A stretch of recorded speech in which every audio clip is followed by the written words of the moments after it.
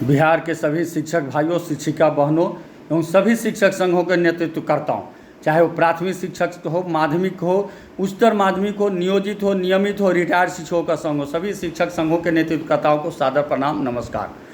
साथियों, मैं तमाम शिक्षक संघ के नेताओं से यह जानना चाहता हूँ कि क्या हमारी स्थिति नामर्दों जैसी नहीं हो गई है। जितने शिक्षक संघ के नेता हैं, आज लगातार सरकार द्वारा हम पर वार पर वार किया जाता रहा है और हम 2 लाइन का पत्र लिख रहे हैं, श्रीमान इसको वापस लिया जाए, नहीं तो हम आंदोलन करेंगे, और सरकार कुछ नहीं कर रही है। हमारी स्थिति बिल्कुल वैसे ही हो गई है जैसे छोटे बच्चे जब आपस में लड़ते हैं तो जो मजबूत होता है वो कमज़ोर को पीट देता है, तो कमज़ोर का करता है कि ये प्री मारा तब हमरा के देखिए, तो जोर का 2-4 थप्पड़ फिर मार देता है, फिर कहता है ये प्री मारा तब देखिए, फिर 2-4 थप्पड़ मार देता है। और वही हाल हमारी हो गई है। लगातार सरकार हम पर दमनकारी नीति अपनाते जा रही है, हमको कुचलते जा रही है, और हम सरकार को कह रहे हैं कि ये प्री करो तब देखो हमारा आंदोलन, ये प्री तोरा को उखाड़ के फेंक दे हम। लेकिन सच तो यह है कि हम व्हाट्सएप फेसबुक पर सरकार को उखाड़ फेंकने की दम भरते हैं, लेकिन धरती पर हमसे कुछ नहीं हो रहा है। पिछला 11 तारीख को जब पटना में आंदोलन की घोषणा हुई थी, लाखों शिक्षक पहुंचे थे। 11 बजे से भाषण शुरू हुआ और 2 बजे समाप्त हो गया। क्यों? क्या निष्कर्ष निकला उसका? कुछ नहीं। इसका एक और एकमात्र कारण है कि हम अपना हक की लड़ाई दूसरे के हाथों में दे रहे हैं। हम अपना हक की लड़ाई सत्तारूढ़ दल के विधायक के हाथ में दे रहे हैं। हम अपनी लड़ाई सत्तारूढ़ दल के एमएलसी के हाथ में दे रहे हैं। हम अपना लड़ाई रिटायर्ड शिक्षक के हाथ में दे रहे हैं। उनको क्या लेना देना है? अगर हमारी सारी छुट्टी समाप्त हो जाए तो विधायक का क्या बिगड़ेगा, एमएलसी का क्या बिगड़ेगा, रिटायर्ड शिक्षकों का क्या बिगड़ेगा? लेकिन हम उन्हें अपना अगुआ मान लिए हैं। मैं तमाम शिक्षक भाइयों, शिक्षिका बहनों से जानना चाहता हूं कि क्या 2005 की जो सबसे निर्णायक लड़ाई थी, कौन संघ हमारे साथ था, कौन नेता हमारे साथ था? हम अपनी लड़ाई खुद लड़े और 11 माह के कॉन्ट्रैक्ट को तोड़वाकर 60 साल तक की नौकरी की। हम 2010 में लड़ाई लड़े, हम 2015 में बड़ी लड़ाई लड़े, हड़ताल में गए। जो भी बड़े बड़े मठाधीश का संघ था वे आंदोलन में गए। कोई 4 दिन में वापस हो गया, कोई 10 दिन में वापस हो गया, और हमारे शिक्षक आंदोलन को कमज़ोर करने का काम किया। आज उन्हीं के भरोसे हम आंदोलन करने चले हैं, उन्हीं के भरोसे हम सफलता की उम्मीद बैठे हैं। हमसे ज़्यादा शोषण भंसिया का होता है, हमसे ज़्यादा शोषण डाटा ऑपरेटर का हो रहा है, हमसे ज़्यादा शोषण किसान मजदूर का हो रहा है। लेकिन क्या उनकी लड़ाई हम कभी लड़ते हैं? क्या उनके हक के लिए हम मांग करते हैं? जब उनकी लड़ाई हम नहीं लड़ते हैं तो हमारी लड़ाई दूसरा क्यों लड़ेगा, कैसे लड़ेगा? हम इस गलतफहमी में क्यों हैं कि दूसरा लड़ करके हमको दिला देगा? यह आज जो भी सत्तारूढ़ दल है, जो सत्ता की मलाई खा रहे हैं, चाहे वो राजद हो, जदयू हो, चाहे वो कम्युनिस्ट हो, कांग्रेस हो, सब आपस में दोस्ताना किए हुए हैं कि हम सरकार शिक्षक के दमन करम आ तू मलहम लगावा ऊपर कि ना घबराए के बात नहीं थे, सब मिल जाए। जब इन लोगों की वार्ता हुई तो एमएलसी वापस आए और कहे कि ये तो सरकार से वार्ता नहीं थी, ये तो महागठबंधन की वार्ता थी, और सब सकारात्मक बात हुई है। आखिर सकारात्मक क्या बात हुई है? जब सकारात्मक बात की बात थी तो फिर शिक्षक प्रतिनिधि को उसमें क्यों नहीं शामिल किया गया? बाद में शिक्षक प्रतिनिधि को बुलाकर क्यों नहीं बताया गया? क्योंकि सकारात्मक वार्ता हुई क्या, हम ये जानना चाहते हैं।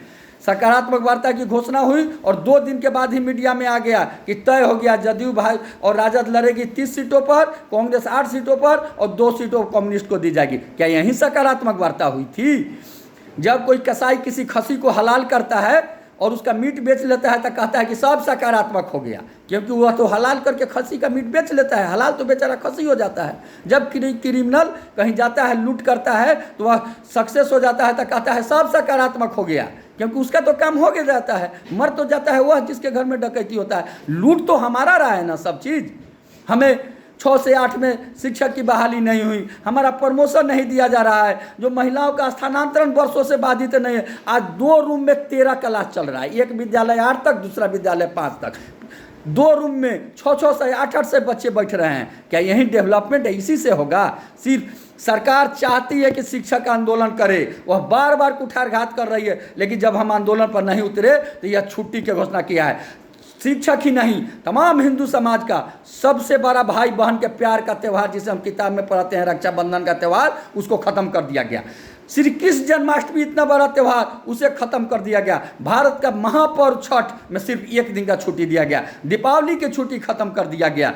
यह सरकार हमें कुरेद रही है कि आंदोलन करो, लेकिन दुख की बात है कि हम नामर्दों की तरह चूड़ियाँ पहनने के लिए तैयार हैं। हम आंदोलन करने के लिए तैयार नहीं हैं, क्योंकि हमें अपने जात का सरकार चाहिए, चाहे हमें वह कुछ भी कर दे, हम आंदोलन नहीं करेंगे। यह स्थिति आज शिक्षक नेताओं में हो गई है, और इसीलिए आज आंदोलन कमज़ोर ही नहीं हुआ है बल्कि बर्बाद हुआ है। आज जो भी हो रहा है उसका नेतृत्व अगर हम शिक्षक नेता करके दिलाए हैं, तो आज जो बर्बादी हो रही है उसके भी जिम्मेदार हम ही हैं। इसलिए हम तमाम शिक्षक भाइयों शिक्षिका बहनों से आह्वान करते हैं कि आप आंदोलन के लिए तैयार रहिए और आप अपनी लड़ाई खुद लड़ने के लिए तैयार रहिए, कोई दूसरा लड़के आपको नहीं दिलाएगा। मैं शिक्षक नेतृत्वकर्ताओं से कहता हूं, मैं पहले भी कई बार वीडियो जारी कर चुका हूं कि किसी संघ में इतना दम नहीं है जो अकेले लड़ करके मांग को मनवा ले। इसलिए मैं कहता हूं कि आप आह्वान कीजिए, सिर्फ 2 लाइन के पत्र लिख देने से और उसका प्रति जला देने से और काला बीला लगा लेने से कुछ नहीं होने वाला है। वो सब काम 1990 के पहले होता था। 90 के बाद तो ये आंदोलन से उपजी हुई सरकार है जो चाहती है कि आंदोलन किसी तरह का नहीं दे दे।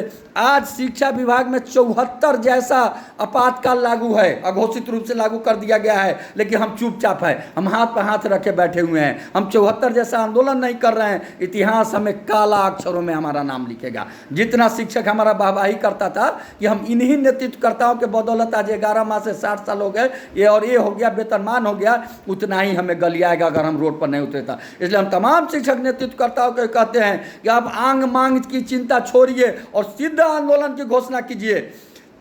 अब सोचिए कि कौन सा आंदोलन होगा जिसे सरकार हमारी बातें मानेगी, उस आंदोलन की घोषणा कीजिए।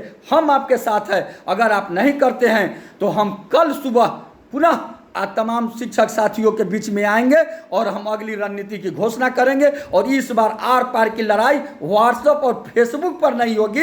इस बार आर पार की लड़ाई विद्यालय में होगी, रोड पर होगी। और यह केशव कुमार का इतिहास रहा है कि हम कभी भी आगे पहले खुद चलते हैं, तब दूसरे साथियों को कहते हैं। और कल से हम अपना आंदोलन घोषणा करेंगे, कल से हम चलेंगे और पहले हम चलेंगे, तब तमाम साथियों को कहेंगे उस पर आने के लिए। अब तमाम भाइयों बहनों से आग्रह है कि आप आंदोलन में आइए, लड़िए। और निश्चित रूप से यह पत्र भी वापस होगा, राजकर्मी का दर्जा भी मिलेगा, महिलाओं का स्थानांतरण भी होगा और सब कुछ मिलेगा। लेकिन हमें अपनी लड़ाई खुद लड़नी होगी। हमें किसी दूसरे पर विश्वास नहीं करना होगा, हमें दूसरे के भरोसे नहीं रहना पड़ेगा। विधायक, सांसद और रिटायर्ड शिक्षकों के भरोसे तो बिल्कुल नहीं रहना पड़ेगा। इन्हीं शब्दों के साथ हम कल सुबह पुनः आपके समक्ष आते हैं। रात भर में हम और जो शिक्षक संगठन है बिहार के, उनके नेतृत्वकर्ताओं से भी बात करेंगे और उनको भी साथ आंदोलन में आने के लिए आग्रह करेंगे। और कल सुबह हम अगली रणनीति की घोषणा करेंगे। जय हिंद, जय शिक्षक। आपका केशव कुमार,